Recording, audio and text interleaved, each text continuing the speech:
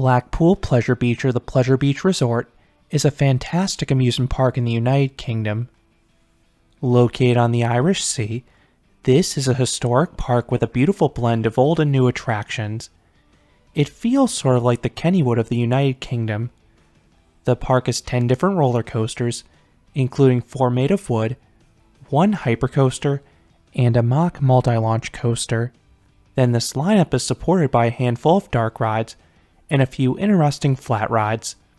In this video, I will rank this park's top 20 rides and attractions. Starting off the list at number 20 is Ice Blast. This is an SNS space shot. It blasts riders to heights of 180 feet or 55 meters. This offers stunning but brief views of the park and surrounding area. I love how you can look over the water in bustling beach town. However, the forces are quite mild.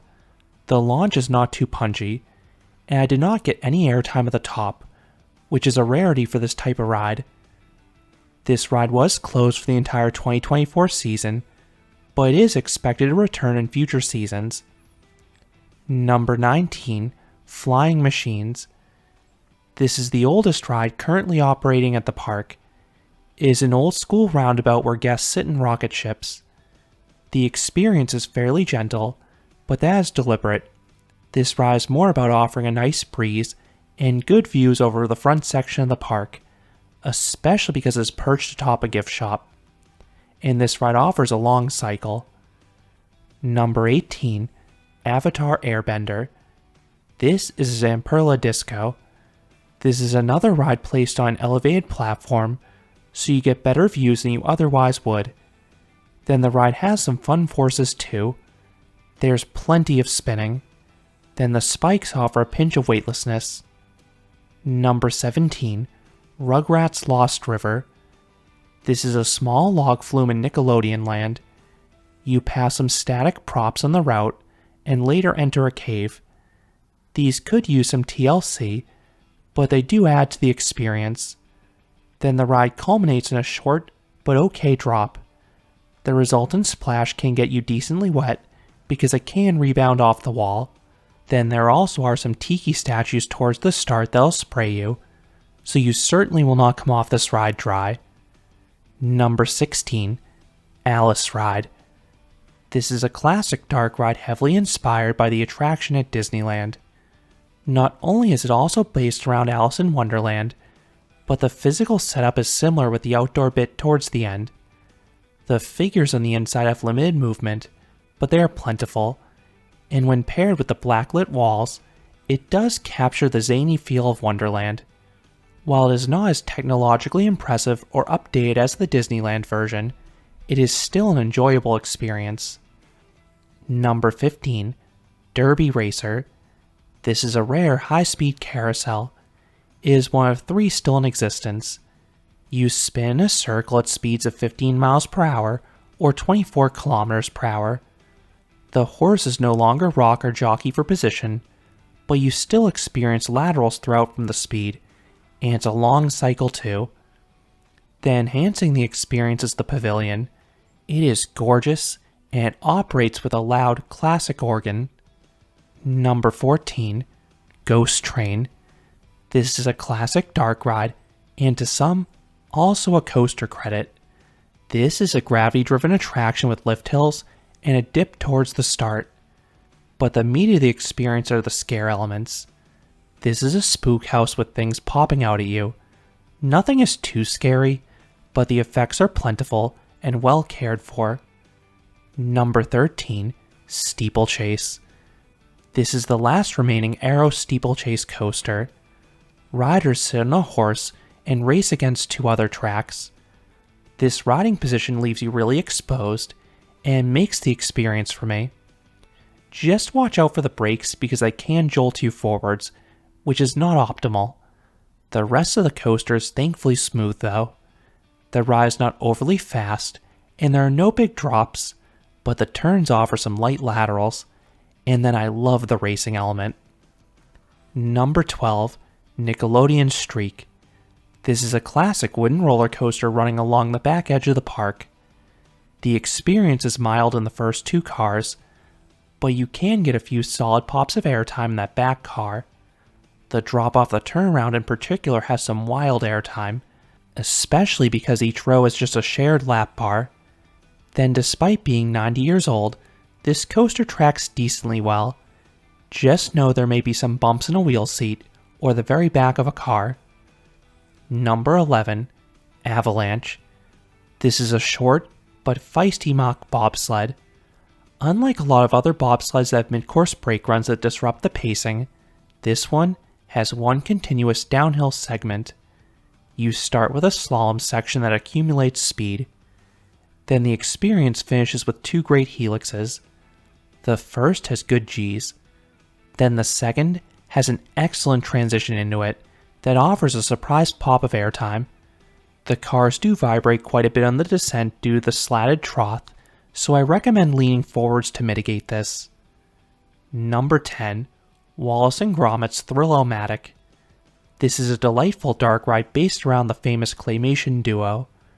I grew up watching them, so this was a treat for me. It has brief snippets from all their famous episodes, such as Going to the Moon for Cheese, The Crazy Pants, and The Were-Rabbit. The sets are very nice with all the physical props, including some large characters. Number 9, River Caves. This is a classic boat ride giving a world tour of sorts. I love how impressively large each set is. Then the experience culminates in a small drop for some character. This is another ride that has been closed for the entire 2024 season, but it should also return in future seasons.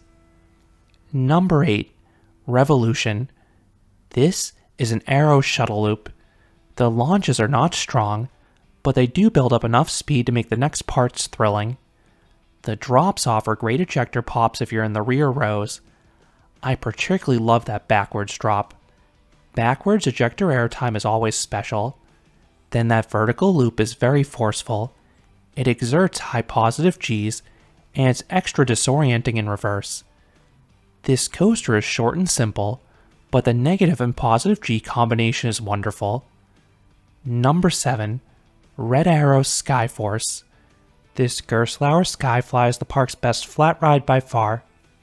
Riders use paddles to invert their vehicle. If you are patient and rhythmic, you can get your vehicle flipping uncontrollably. I routinely can get 50 to 70 flips in this ride. There are two reasons for this. One, this one does not have the increased friction, so it's much easier to flip than newer or updated versions.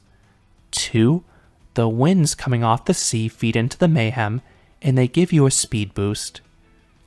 Number 6, Big Dipper. This is the park's oldest operating wood coaster. If you ride in the back car, the first 3 drops offer excellent ejector airtime. You are violently thrown upwards, especially because you have just a shared lap bar and no additional restraints. Then there's another solid drop kicking off the return run. The turnaround section and final few bunny hills are on the milder side, but you ride this coaster for the main drops. Just note that this coaster has some very bumpy valleys. I'd say they're downright violent if you're riding in a wheel seat or the very back of a car, so you have been warned. Number 5, the big one. This is the park's once record-breaking aero hypercoaster. It is still the park's tallest ride, and it offers incredible views of the area, not just on the lift hill, but for much of the ride. The elements either look over the water or the park itself. Now, compared to most hypercoasters, this ride has a severe lack of airtime, but this ride compensates with those aforementioned visuals, valleys with sharp surges of positive Gs, and a few spots of laterals. Then this ride has one of the best drops of any roller coaster. It absolutely is insane in the back car. You get a good pop of airtime over the apex. Then the twist violently slams you sideways, and the janky aero profiling then shuffles you side to side in the rest of the drop. I love how unhinged it feels. There is no other drop quite like it. Number 4, Grand National. This is a racing wooden roller coaster, and it offers some incredible airtime, especially if you're in the back car. There are 2 double downs with really strong negative Gs. The first 2 turnarounds also offer great ejector pops, and the camelbacks also throw you from your seat. Add in the racing element, and this is a really enjoyable coaster. But there are 2 cons. 1, the finale is rather forgettable. The last few hills have no airtime, and the race is usually decided by this point. 2, this is one of the roughest wood coasters in the world. I can tolerate the ride in non-wheel seats, but the valleys are absolutely bone-rattling in the wheel seats, which is why riders must be 55 inches or 140 centimeters tall to ride. I don't know of any other wood coaster with a higher minimum height requirement. Number 3, Valhalla. This is one of the best water rides in the world. It's an entirely indoor log flume from Intamin. There are 3 drops. The first is small. It used to be backwards, but it was modified to be forwards for reliability purposes, and it's no longer anything special. The second, though, is tall and steep, resulting in a solid pop of airtime if you're in the back. And keep in mind you have no restraints in this ride. The third is a double down with a nice falling sensation, and if the effects are working properly, the trough will be filled with fire at the bottom. It is a shocking and stunning visual. Related to that, the attraction has some spectacular sights. There is plenty of fire in general at the end, but there also are some other large props earlier in the ride. Another I particularly love is the swinging rams. I do wish the audio were a bit more clear, but I am thoroughly engaged start to finish. Just know you will absolutely get drenched in this ride. This is why the park sells ponchos in the queue line, and many people purchase them. But that will not protect your feet. You will often be shin deep in water, which is why the employees actually have to vacuum the excess water out after each ride. Number 2, Icon. This is a dynamic mock multi-launch coaster. I love how the layout interacts with so many rides and pathways. It creates some exciting visuals along the course. Then the elements are good as well. The barrel roll offers fantastic hang time. I love the ejector airtime on the top hat, and also that junior element to kick off the second half. Then, there are some smaller hills with solid pops as well. The launches are not all that strong, and a few of the turns are mild, particularly the final few, but a majority of the elements are decent at minimum, and a lot are good, which is impressive given the ride's length.